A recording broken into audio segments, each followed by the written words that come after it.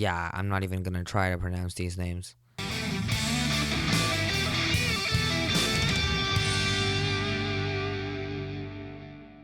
Okay, back to the brief government profile roadmap. Let's get started.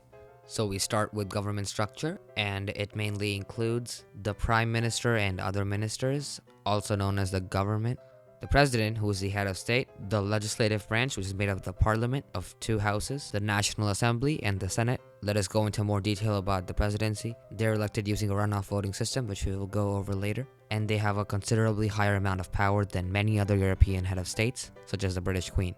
This power is especially shown in the departments of national security and foreign relations. They also get to appoint the Prime Minister, although they do have to take the approval of the Assembly.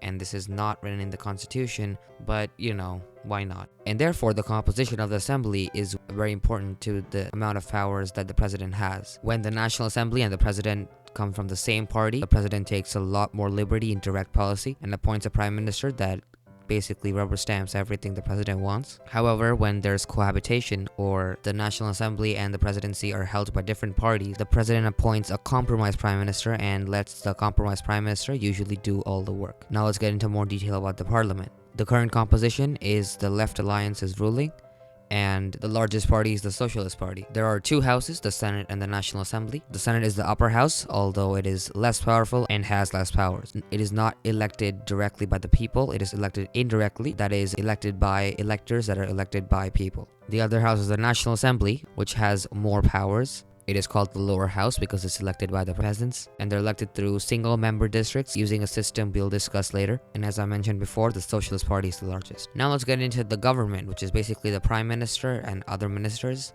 This also includes all the bureaucracies that they run. The government is basically selected by the president, although in times that there is cohabitation, the Prime Minister does most of the choosing other than himself. The government is selected by the president and also the Prime Minister, who is selected by the president and also approved by the National Assembly. However, cohabitation is rare because since 2002, the elections are very close to each other, as we'll discuss in the occasion. Therefore, if the country has just voted for a particular president, they're probably in the same mood when it comes time to vote for the assembly. Now let's get into the system that the French use for elections. A two-round runoff system is used both for the presidency and the assembly. For the presidency, there's a nationwide runoff voting, while for the assembly, there is a runoff voting system used for every single-member district. In every one of these runoff elections, there is the first round where anyone can run. If no one gains a majority, which is more than 50% of the entire vote, the top two competitors have a second round, and the winner of that election gets the seat or the presidency. So here's a hypothetical example that shows how this works. Now in this district, there are 8 candidates. One is a lunatic and there are other 7 that are sane. To win, you need 50% of the vote in the first round. As you can see, no one won more than 50% in the first round. Therefore, this progresses to the second round. However, if this was a first past the post voting system, which is if you get the most votes you win, you can see that the loony would have won. But the lunatic has only 24% of the total support in this entire city or country.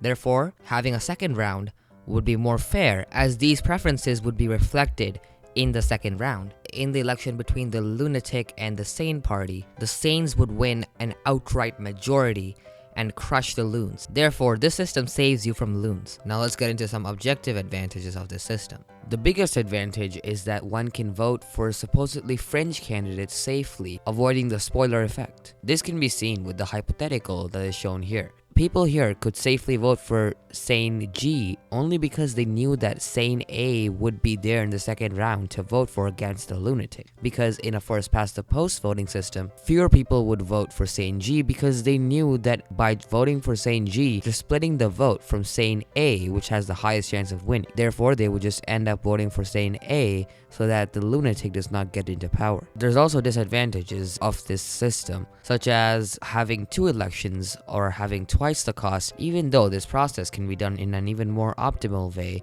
and this way is called alternative voting, and it requires only 1 election day. You can read more in the link provided. So here is the occasion.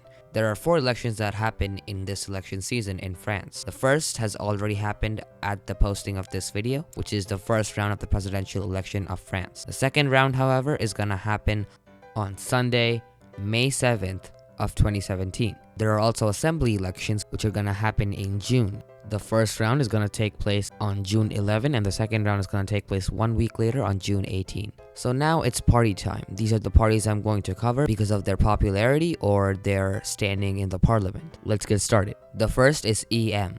This is a new party which was founded after 2012, therefore they have no seats in the National Assembly. Their nominee for the first round was this guy, and he won 24% of the entire vote, which may not seem like a lot, but because there were so many candidates, he was the first placer and he qualified to the second round.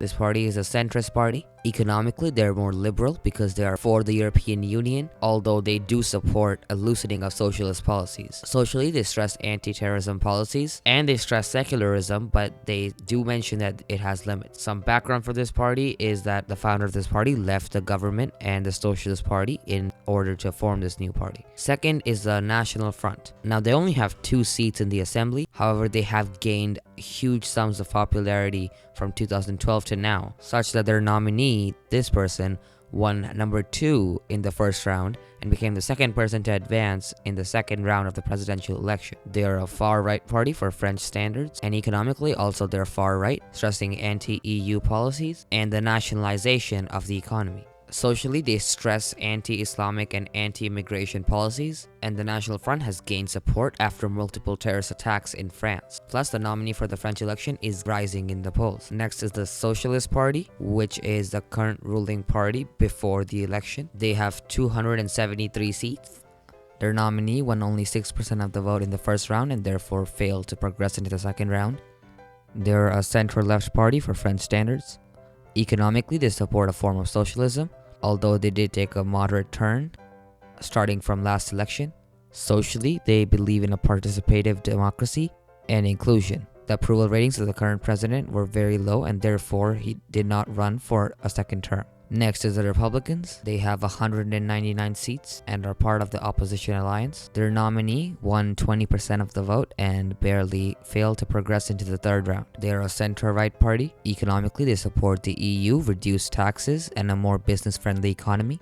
And socially, they're anti-immigration and against what they call Islamic totalitarianism. This party was recently renamed. So let's move on to recent politics. So the first round happened on May 23rd, 2017, and the results were very predictably. These 2 people progressed to the second round. Now, there is a similarity between both of these 2. Both of them are considered outsiders of the main political parties. This is often accredited to the low approval ratings of the government, and this may be caused by the high unemployment rates and various other economic factors. Parliamentary elections happen very close to the presidential elections and therefore will yield a similar result as the presidential elections will. My prediction is that the candidate from the EM party will be the next president of France, and I also predict that they will form a ruling alliance in the National Assembly, so this will not be a cohabitation. The reasons for my predictions are the giant differences in polls, because even though the candidate from the National Front is gaining in the polls recently, the candidate from the EM still maintains a high lead